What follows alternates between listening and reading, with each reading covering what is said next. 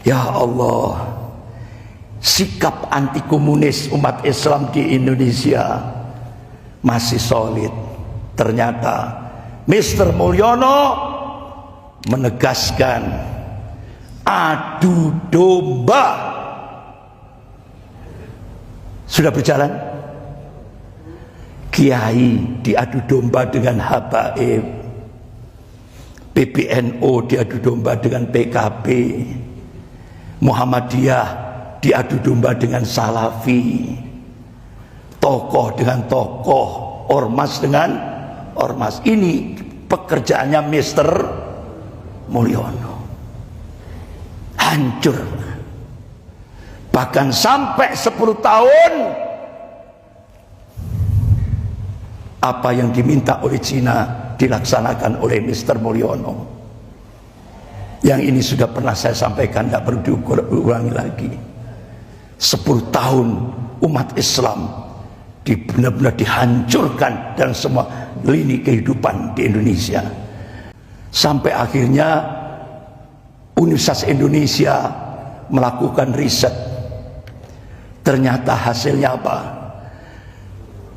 Eselon yang ke atas dikasih sekenar apa kuesioner, isinya apa?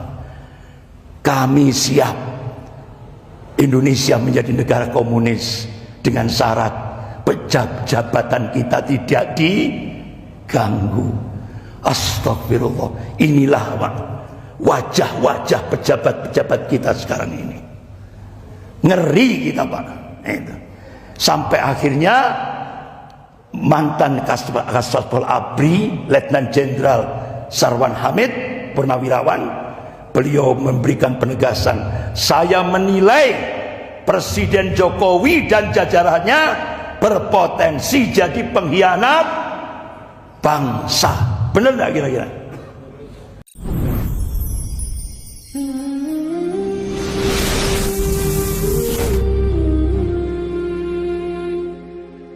Bapak mungkin kaget di gedung DPR RI. Itu kejadiannya tahun 2002. Itu yang menyampaikan adalah mantan rektor UGM. Bukan UGM, mentor rektor sekarang loh ya. Kan mantan mentor yang sekarang kan kroninya Mr. Mulyono ya. Ini yang dulu. Profesor Sofyan Effendi di depan jenderal Angkatan Darat,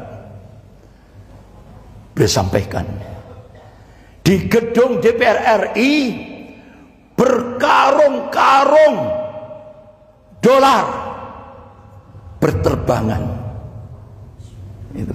Jadi pertebarangannya itu sampai dengan karungnya Pak.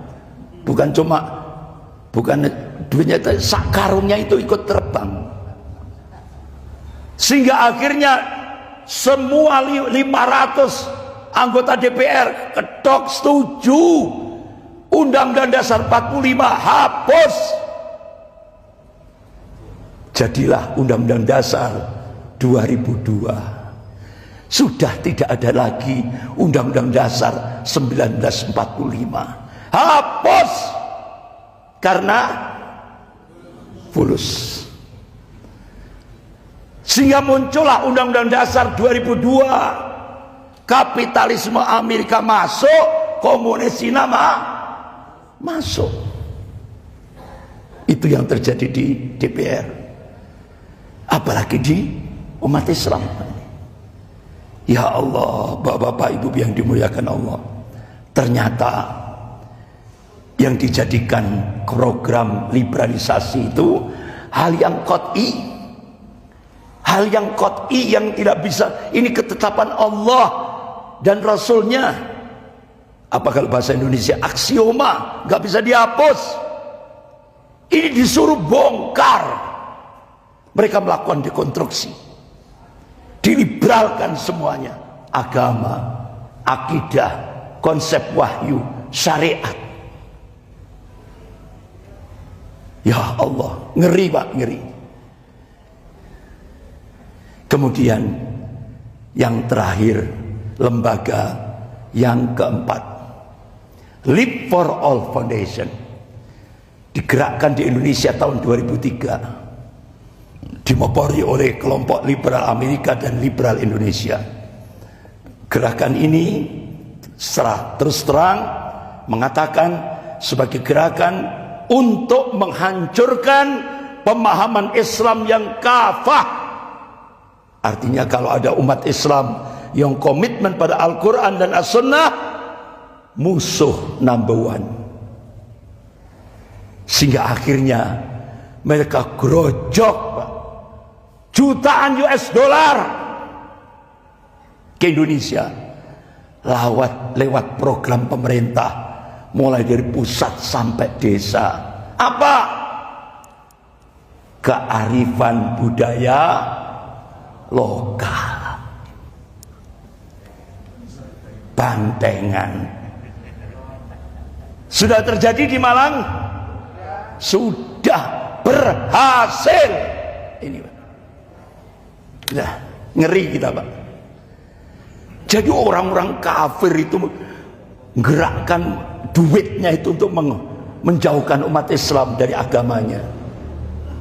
Itulah pekerjaan orang kafir. Makanya kalau ada orang kafir nambah musuh umat Islam, berarti patut dipertanyakan kekafirannya. Berarti kafirnya belum kafah. Sampai seperti itu. Nah, Bapak-bapak, saya lanjutkan. Cina, setelah Amerika kita jadikan sebagai pelajaran berharga, jangan sampai terulang lagi di Indonesia. Nah sekarang Cina, ternyata Cina pakai strategi intervensi. Intervensinya pakai apa Pak? Fulus. Dengan bahasa akademiknya investasi. Ya kan? Halus sekali. Amerika dropping Cina memberi bantuan hutang kepada Indonesia tahap pertama 647 triliun. Tujuannya apa? Intervensi. Sehingga akhirnya penyelenggara negara dirusak, untuk diperintah untuk merusak undang-undang. Sampai ujung-ujungnya konstitusi negara dihancurkan karena fulus. Kemudian invasi. Apa invasi? Penguasaan wilayah. Muncullah PIK 1, PIK 2, itu sampai PIK 11, termasuk pantai Kenjeran Surabaya, termasuk Sumeneb, Madura, termasuk Rempang Galang. Itu penguasaan wilayah, negara di dalam negara. Puncaknya Cina aneksasi. Artinya apa? Sumber daya alam Indonesia dikeruk, dibawa ke Cina, pakai kapalnya Mr. dan Ibu Mulyani. Iriana apa? Ya. Itu Iriana. Berhasil kira-kira? Berhasil. Astagfirullah. Nah, bapak-bapak, ibu-ibu yang dimuliakan Allah, ternyata Cina untuk mencengkeram Indonesia itu bukan terus akhirnya setahun 2 tahun, ternyata enggak Pak. Ya Allah, ternyata Kongres Partai Komunis Cina di Beijing tahun 1986 sudah bahas Indonesia. Akhirnya dibuatlah 3 hambatan Cina ketika melakukan penetrasi ke Indonesia. Hambatan yang pertama, regulasi dan doktrin anti komunis. TAP MPRS nomor 25 tahun 66, Undang-Undang nomor 27 tahun 1999. Ternyata hambatan pertama dijebol oleh Mr. Mulyono. Lewat apa? Keputusan Presiden nomor 17 tahun 2022. PKI bukan pelaku, tapi PKI adalah korban. Inilah keputusan Presiden Mr. Mulyono. Padahal kenyataan di lapangan yang dibantai oleh PKI siapa? Umat Islam dan TNI, termasuk jenderal, 6 jenderal dan 1 perwira. Loh, kok tiba-tiba Mr. Mulyono mengeluarkan kepres PKI bukan korban, PKI bukan pelaku tapi korban. Akhirnya muncullah instruksi Presiden nomor 2 tahun 2023. Pemerintah minta maaf kepada PKI. Muncul keputusan Presiden nomor 4 tahun 2023. 5.000 anak-anak PKI dapat santunan dari negara. Sudah diserahkan? Sudah. Astagfirullah. Jadi sekarang sejarah dirubah. Bapak-bapak, ibu-ibu yang dimuliakan Allah.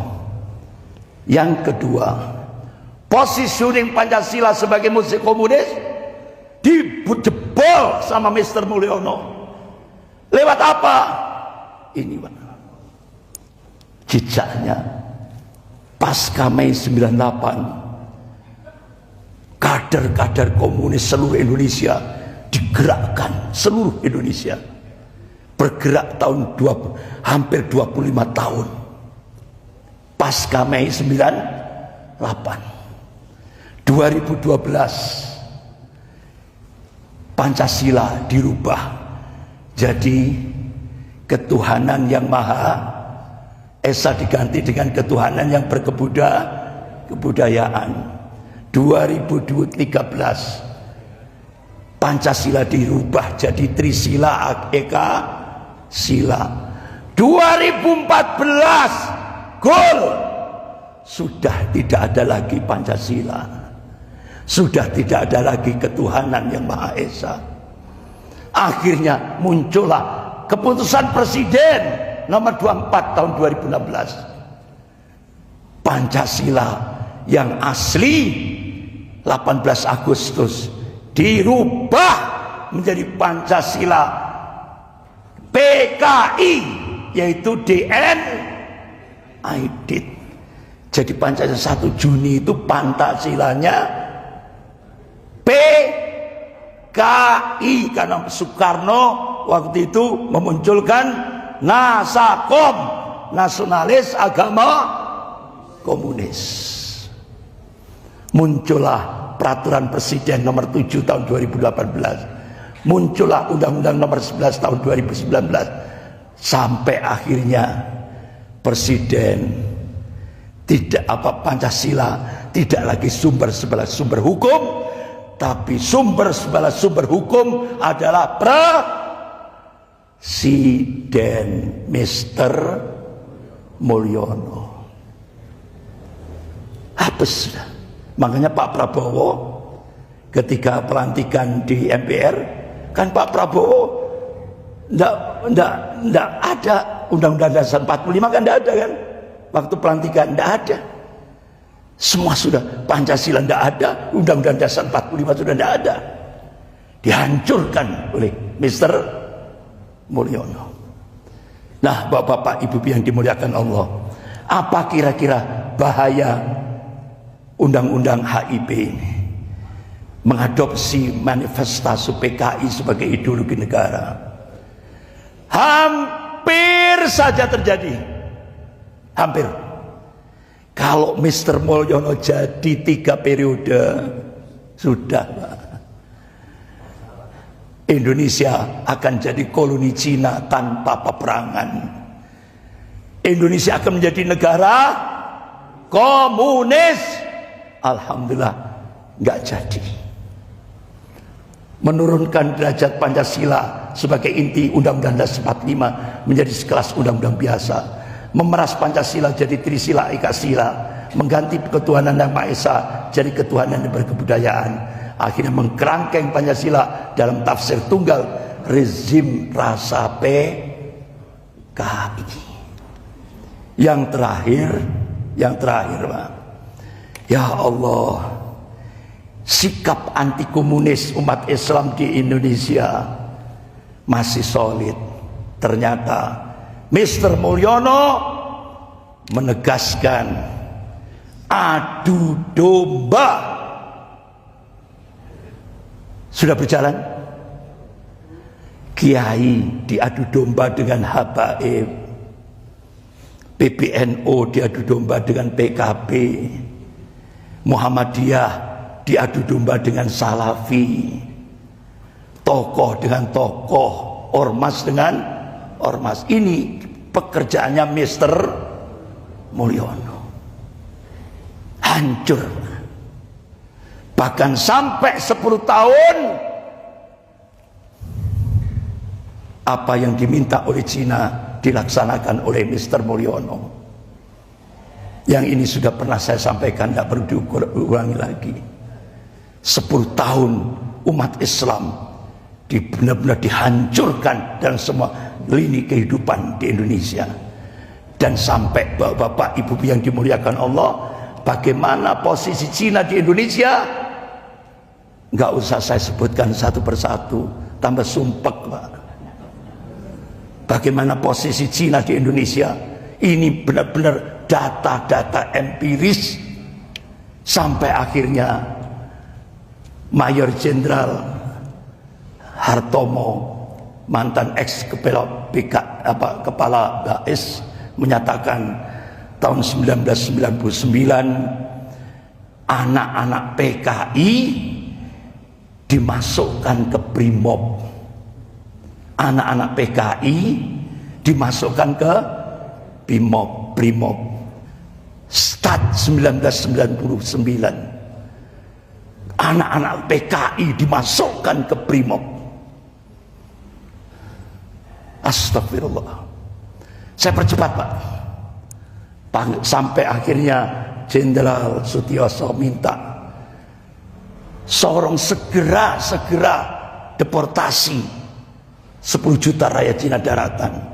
Sampai Menteri Pertahanan kita Jenderal Riamizat Triakudu, kita patut curiga kalau ada pejabat bilang PKI tidak ada, berarti pejabat itu adalah komunis. Itu Pak. Sampai akhirnya Universitas Indonesia melakukan riset. Ternyata hasilnya apa? Eselon yang ke atas dikasih questionnaire questionnaire. Isinya apa? Kami siap Indonesia menjadi negara komunis dengan syarat jabatan kita tidak diganggu. Astagfirullah. Inilah Pak, wajah-wajah pejabat-pejabat kita sekarang ini. Ngeri kita Pak. Itu. Sampai akhirnya mantan Kasatpol ABRI Letnan Jenderal Sarwan Hamid Purnawirawan, beliau memberikan penegasan, saya menilai Presiden Jokowi dan jajarannya berpotensi jadi pengkhianat bangsa. Benar nggak kira-kira? Ini Pak. Karena beliau 15 tahun di dunia intelijen, bahkan diprediksi oleh 2 pakar intelijen dunia, Peter Warren dan August Cole, diprediksi tahun 2030 Indonesia berubah jadi Indo-Cina. Artinya tahun 2030 akan terjadi bencana geopolitik di Indonesia. Indonesia sudah tidak punya kedaulatan. Siapa yang berperang? Mafia Taipan, oligarki, dan komunis Cina. Alhamdulillah, Pak Prabowo melakukan operasi intelijen Sandi Yuda untuk menyelamatkan NKRI. Inilah bentuk pertolongan Allah Subhanahu wa taala. Mudah-mudahan Indonesia diselamatkan oleh Allah Subhanahu wa taala. Amin ya rabbal alamin. Sekian, lebih kurangnya saya mohon maaf yang sebesar-besarnya. Kita akhiri dengan bacaan kafarat majelis. Subhanakallahumma wa bihamdika asyhadu an la ilaha illa anta astaghfiruka wa atubu ilaik. Wabillahi taufiq wal hidayah. Wassalamualaikum warahmatullahi wabarakatuh.